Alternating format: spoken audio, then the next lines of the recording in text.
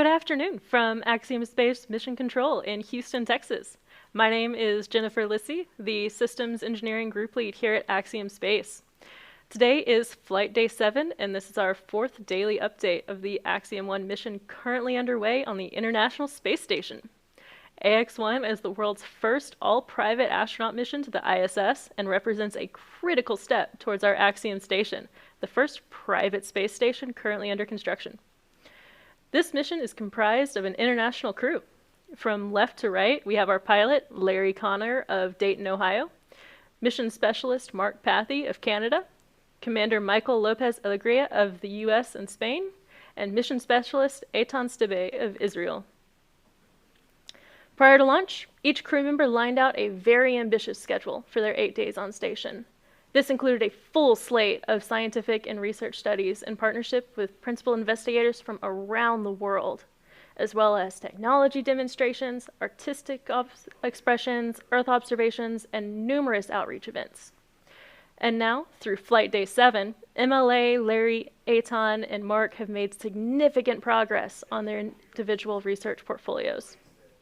One of the studies that Axiom has helped manage is led by Dr. Catriona Jameson, director at the Sanford Stem Cell Clinic.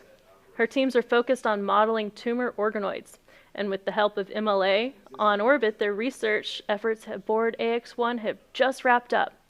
To share more about this study, Axiom Space's Jennifer Hernandez was able to chat with principal investigator Dr. Jameson, and we'd love to share that conversation with you now. Dr. Jameson, thank you so much, and good afternoon. Thank you for joining us today. Thank you.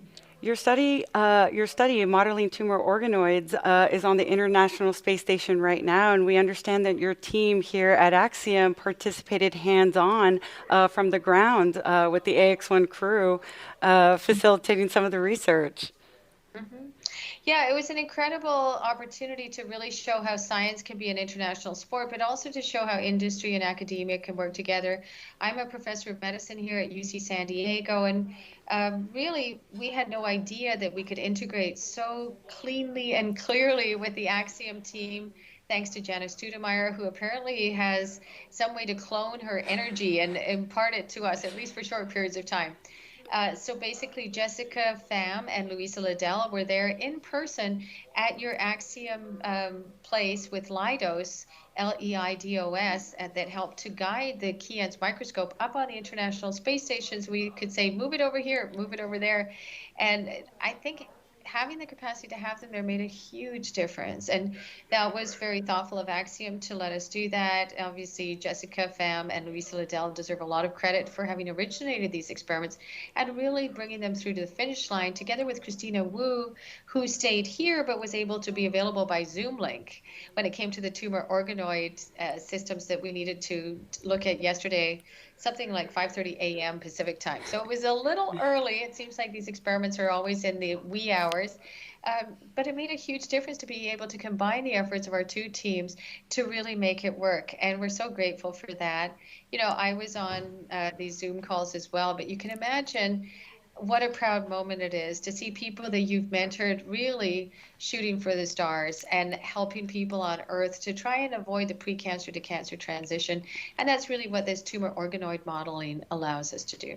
No, that's fantastic. I'm sure, yes, that engagement was appreciated all the way around. And so taking a step back, can you just give us an overview of the research efforts, what you were looking for and the goals of this investigation?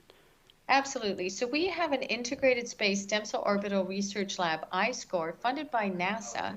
And we were able to launch normal hematopoietic or blood-forming stem cells into space on the SpaceX 24 launch back in December of last year and got all the data. January 24th, we got these bioreactors back that allow us to study, do normal blood stem cells age faster in space? Bottom line is yes. And so we wanted to see, is the accelerated aging and stem cell exhaustion that we see in normal stem cells that have been up on the International Space Station also something we see in cancer? And the answer is no, cancer keeps going. It doesn't get exhausted. And so this is what we've seen already with the experiments. So the inception of the experiments came from the idea that Scott Kelly, who spent almost a year on the International Space Station, came back with pre-leukemic changes in his blood, that told us we better be careful for crew, both NASA trained and private astronauts that are going to go up onto the International Space Station or other areas in low Earth orbit because they may be at increased risk of having precancer develop into cancer.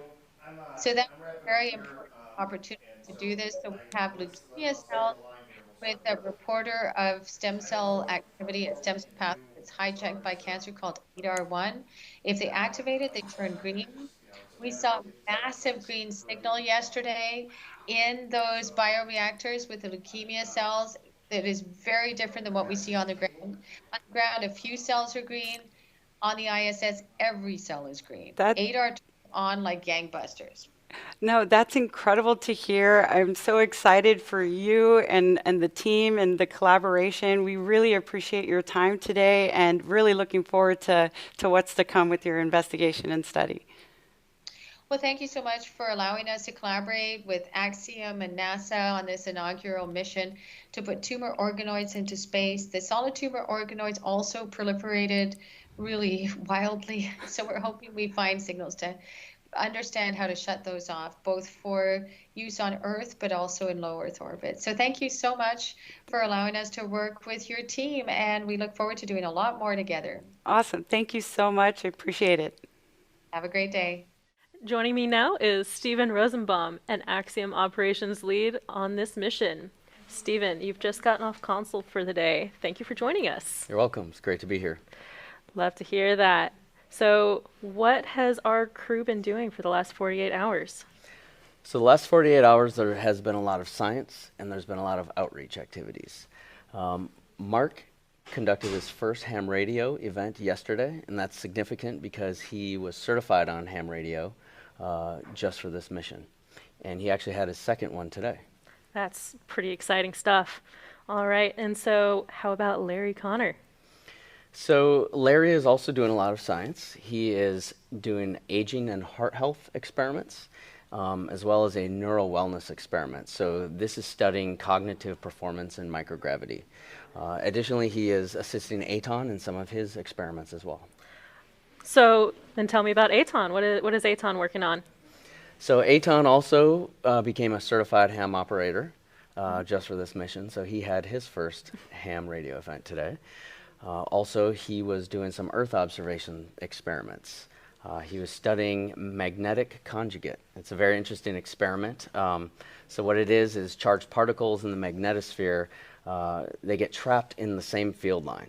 So some particles in Mobile, Alabama could actually have an effect on particles in the South Pacific. It's a really interesting experiment, and so he got to look out the window and take pictures of this event. Yeah, that's pretty exciting science, and sounds like a lot of research is going on up there. All right, and to bring it home, how is our Commander MLA doing? So MLA had a very fun day today. He started out his day by recording a fluid physics lesson. He had an ASTM International Committee meeting, so he met with the board members from space and conducted a meeting from space, which is pretty neat. He also had an event with Black Buck, an artist. So the artist is on the ground and he was on orbit, and MLA actually played a musical keyboard and did a duet with Black Buck from space. That's really entertaining. That's pretty exciting. Yes. Yeah, so it's not all just science and research. They get to do a little bit of art stuff too? That's right. Arts are important. You know, you have the acronym STEAM: science, technology, engineering, arts, and math. Art's definitely very important then. For sure. All right. So, and then beyond the schedule, do they have any downtime to just enjoy space, either together or separately? Yes, they do. So one of the fun things that the crew members like to do is look out the cupola window. They have that magnificent view of the Earth, life-changing view, so they get to spend time in there reflecting. Additionally, they have meals together, which is a good bonding experience. They also have events, media events together. So yesterday they did an event with Space Center Houston. So children at Space Center Houston got to ask them really interesting, funny questions, and their answers are just as amusing. It's actually on Axiom's YouTube site, so you can check that out. That definitely should do that. All right. And then you're on the ground team supporting our crew up there. Can you give me a quick example of maybe what y'all do to support our crew? Yeah, so the shift I'm on, we actually start the crew day with the crew. So as the crew wakes up, we talk to them. We have a daily planning conference where we go through the day, all the different pain points of the day to ensure choreography goes as planned and they have mission success. So one example today it was a fun exercise. MLA had his event with the artist and the keyboard, but there was an issue with the keyboard. One of the notes were playing louder than all the other notes. So we had to go research what to do and how to fix it, and we provided him with a fix to that, and he was able to do his event successfully. Sounds and like, on time. oh, that's even more exciting. Hey, so y'all are doing some important stuff here, even if it's timing some keyboard strokes. But That's right. love to see it. Yeah, our ground support team is really working hard to make sure this mission is being successful. All right, so Stephen, thank you for joining me today. You're welcome. It's great to be here. All right, and to all of you watching, thank you for joining us. For ongoing mission updates, be sure to visit axiomspace.com. Tomorrow will be our final daily update from here in Axiom's Mission Control. We'll see you right here at 6 p.m. Central for the update on Flight Day 8 and a look ahead toward the crew's return to Earth. I'm Jennifer Lissy, wishing each of you and the crew of Ax-1 a wonderful evening.